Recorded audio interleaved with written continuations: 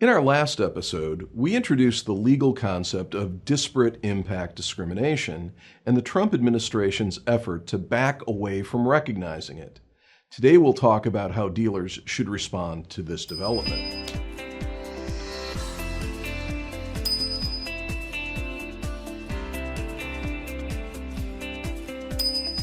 First things first, disparate treatment discrimination was and remains illegal. You can't charge black people more than white people, full stop. But a disparate impact is a different animal, and one that has bedeviled the dealership community for over a decade. As you recall, the CFPB, without good evidence by the way, broadly accused the retail automobile industry of widespread discrimination in the area of dealer reserve, the amount by which dealerships mark up the buy rate when they arrange financing for their customers. This happened in March of 2013, when the CFPB issued Bulletin 2013-02 titled Indirect Auto Lending and Compliance with the Equal Credit Opportunity Act. In response, NADA, NAMAD, and AIADA jointly published their Fair Credit Compliance Policy and Program.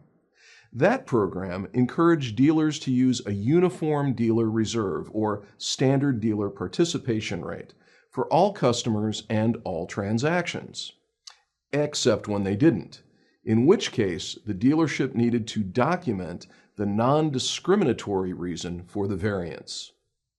There were other approaches to satisfying the CFPB, including one that enforced narrow bans on the amount of dealer reserve included in a deal or on prices that could be charged for F&I products. That 2013 CFPB bulletin was overturned in 2018, but many dealers continue to follow the Fair Credit Compliance Program. Does the recent executive order mean you can drop the program? Not so fast, my friend. First, disparate treatment discrimination remains illegal, as it should. A Fair Credit Compliance Program goes a long way towards documenting you're not committing that particular sin. You might consider going to a more flexible, less burdensome program than what you're now using, but there is no need to throw the baby out with the bathwater. Second, the Trump administration only has direct authority over federal interpretation and enforcement. The several states have their own anti-discrimination laws, and these remain in effect.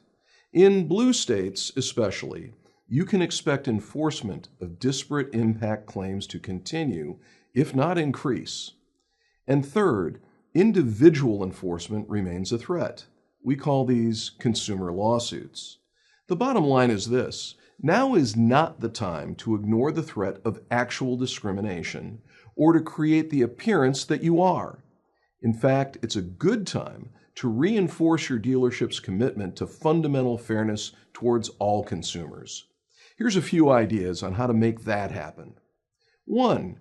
Review and, if necessary, revise your dealership's written anti-discrimination policy. And if you don't have one, get one.